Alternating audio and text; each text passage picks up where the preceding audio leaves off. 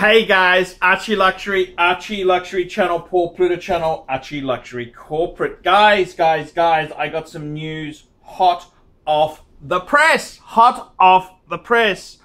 Rolex supply is going to improve. Yes, sirree.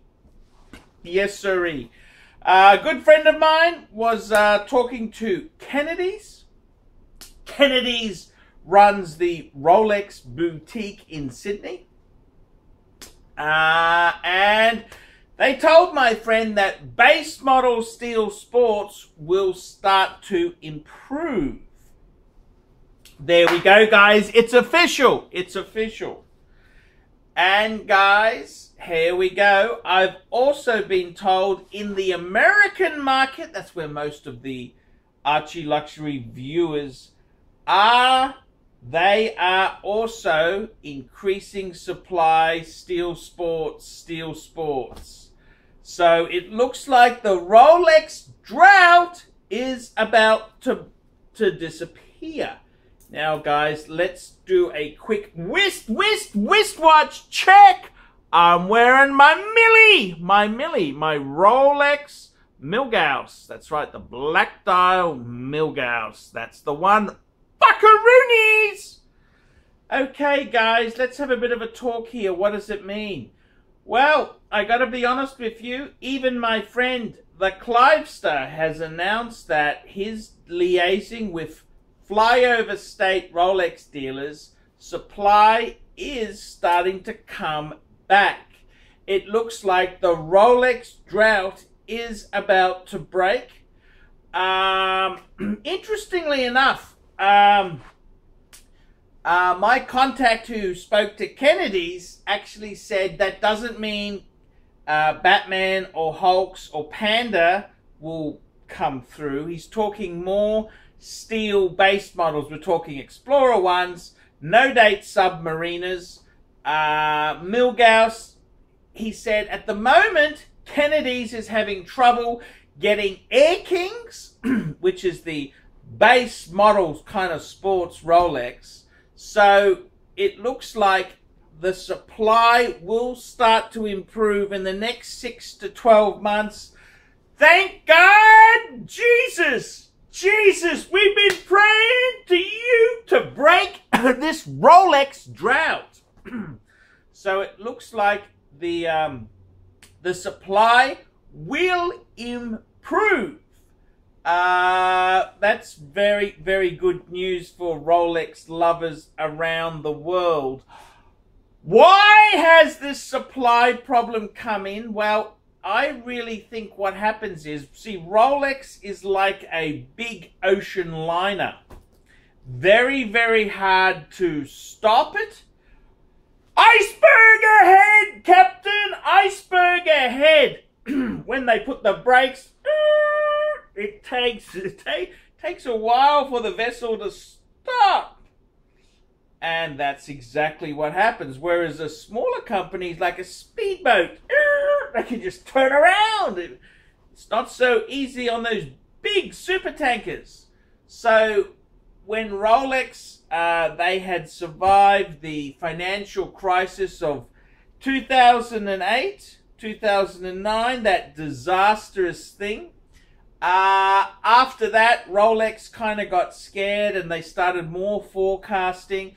Rolex also, believe it or not, lost a lot of money to Bernie Madoff. That's correct, the financial hedge fund guru who turned out to be a Ponzi scheme. Although Rolex never publicly admitted that they lost money in the Bernie Madoff affair, it is rumored they lost several $1 billion. So, yeah, that is the rumor. So they were very sensitive to losing more money. When the Asian meltdown happened, they thought, ooh, let's just slow down supply. And what happened, of course, is they had the Chinese rules where you could no longer bribe officials with Rolex watches. So, you know, they were a bit worried because that's the number one bribe of choice is the Rolex. Rolex, gold Rolex, followed by two-tone, followed by steel.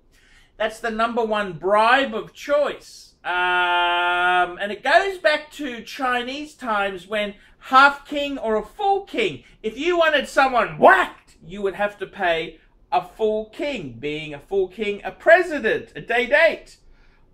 In solid gold. You want half king, meaning they'd be in a wheelchair, you'd give a two-tone date just. So that's old Chinese Hong Kong triad days. That's the old Hong Kong triads.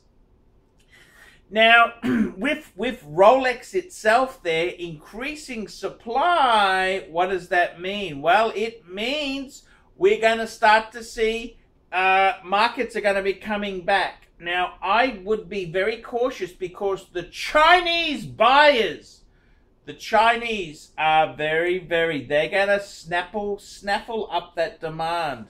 So just be aware, just because supply is coming through, it may not last long. The Chinese may be jumping on that new supply. So let's just wait and see. I don't think things will improve in the Asia-Pacific region. Too many Chinese mainlanders who are constantly wanting that stock. Hong Kong has been it's devastated. It's very hard to get any good model stock. Singapore, the same. Australia, look, it's hit and miss with the Aussie dealers. The Aussie dealers are very difficult to deal with. I've had an Aussie dealer threaten legal action. I got to be careful what I say, but they basically were taking bribes. They basically were taking kickbacks to get bribes there. Speak of the devil, one Australian dealer recently, I know this because I know a grey market dealer who bought the Panda. Yes, a client got a Panda. This was from one of the big Aussie Rolex dealers.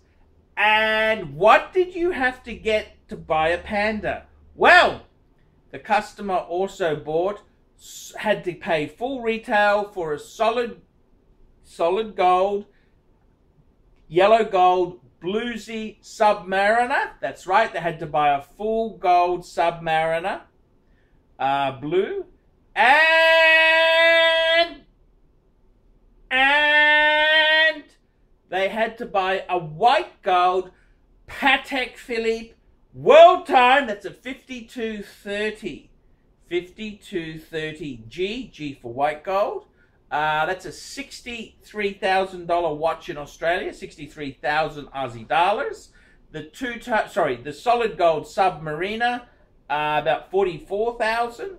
And then, of course, they got the Panda at retail. So, it's a beautiful collection. What do you think of that as a collection? A Panda, Daytona, solid gold Submariner, and a white gold world time. Fuck, that's a great collection. Rolex, 2 Rolex, and a Patek. Fuck me dead, that'd be a beautiful collection. So that's kind of the story that's happening there. What do I think will happen? Well, it's interesting. The base model steel will start to flow again. Yeah, I think we do need that. Many of the Rolex dealers in Australia are struggling because you need to have, it's one thing for stock to be super valuable, but they can't really charge a big premium. They've got to sell it at retail. They can't charge more than retail. It's a bit of a tricky situation. Different countries have different consumer laws, but in Australia, you're not actually allowed to sell above retail. That's kind of a no-no. We're sort of a nanny state. We've got the ACCC, and they kind of look out for the price gouging. They don't like it. It's one of these Labor Party ideas, you know, to protect consumers. And yeah, so price gouging is not liked. What do I think will happen? I think supply will increase. I think it's good because when its supply is so limited, it's not good for the hobby. Speculators and super rich move in, whereas true purists who love watches can't get it. I think watch this space. Rolex drought is going to be over 6 to 12 months, I'd give it. I'm calling it now. And this is very much what I think will ease the squeeze. And it's about time. This ridiculous supply problems, it hasn't been a good time. Will Rolex prices fall in the secondary market? I don't think there's a guarantee. They must fall a bit, but who knows? Rolex economics, who knows? It's so fucking tricky. But good news, the Rolex drought will break in about 6 to 12 months. I'm Archie Luxury. This is the Archie Luxury corporate channel, Archie Luxury channel, and Paul Pluta channel. Tell me what you guys think of that.